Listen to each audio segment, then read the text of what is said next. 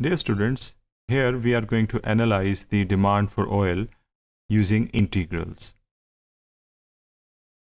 It is estimated that 10 years from beginning of the year 2005, the demand for oil in a certain country will be changing at the rate this billion barrels per year.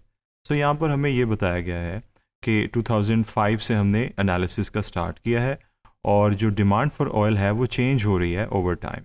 And that is natural because किसी भी country में जो demand for oil है that doesn't remain the same, it changes over time.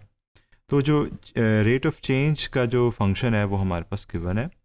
And will more oil be consumed और demanded during 2006 और during 2009 and which one is more. So हमसे अब एक सिलेक्टेड क्वेश्चन है और वो ये है कि 2006 में क्या डिमांड ज़्यादा होगी ऑयल की या 2009 में होगी, और इसके दरमियान जो डिफरेंस है वो भी हम कैलकुलेट कर सकते हैं. So that rate of change of demand function is given, इसको हम यूज़ करेंगे. और before we integrate this, because we want to calculate the total demand during a certain year, हमें एक limit that is lower limit as well as that upper limit चाहिए.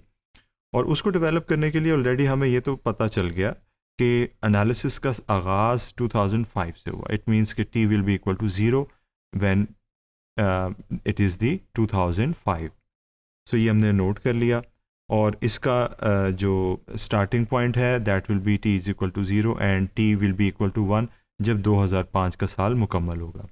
लेकिन अगर हम बात करें 2006 की, तो that will start from the end of the 2005 जो कि टी इज़ इक्वल टू 1 हो रहा था.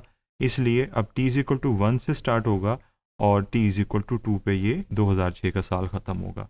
इस तरीके से 2009 के लिए भी हमें एक रेंज चाहिए बिकॉज हमें एक साल बताया हुआ है, इसलिए हम उसकी लोअर वैल्यू को और अपर वैल्यू को चूज़ करेंगे. दैट इज़ जब एक इनिशियल जो कंडीशन थी उसके लिहाज से जब वो साल शुरू हो रहा है और उसके लिहाज से जब वो साल ख़त्म हो रहा है.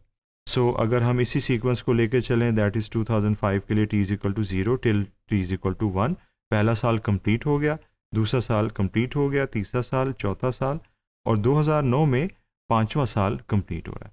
सो इसमें जो लिमिट्स बनेंगी 2006 के लिए वो ये हैं और 2009 के लिए जो लिमिट्स बनेंगी वो ये हैं 1, 2 एंड 4, 5.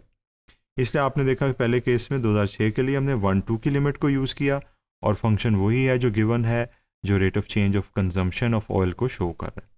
तो यहाँ पर इट्स ईजी फॉर यू कि आप इसे सॉल्व कर लें. मैंने आपके लिए स्टेप्स किए हुए हैं. Further you can do the steps and verify. तो जब आप इसका फाइनल रिजल्ट देखेंगे which is to be achieved here, तो 2006 के लिए जो डिमांड आ रही है वो आ रही है 0.2554 बिलियन बैरल्स. हम इसे कन्वर्ट कर लेंगे into number of barrels. Billion के लिए जब हम इसे बिलियन से मल्टीप्लाई करेंगे तो हमारे पास इतने बैरल्स आ गया जो कि 2006 की डिमांड है.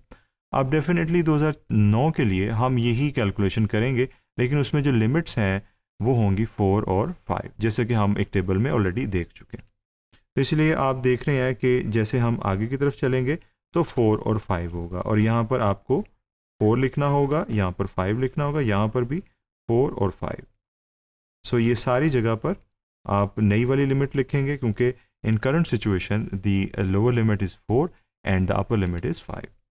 फर्दर इसको सॉल्व करेंगे बिकॉज ये सेम फंक्शन है, वैसे ही स्टेप्स होंगे. सिर्फ जब हम वैल्यू लगाएंगे लोअर अपर लिमिट्स की तो वो 4 और 5 होगी, बाकी कैलकुलेशन वैसी ही है. सो अगेन आई होप कि आप इसे जैसे अभी पिछले 2006 के लिए किया था इस आप 2009 के लिए भी कर लेंगे.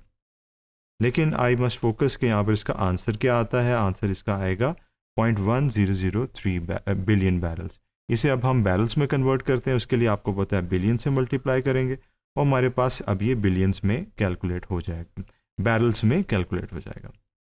सो इसका कंपैरेटिव एनालिसिस सिंपल सा है. 2006 में ऑयल की डिमांड ज़्यादा थी as compare to demand in 2009.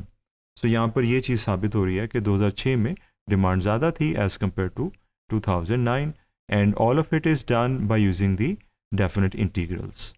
Thank you.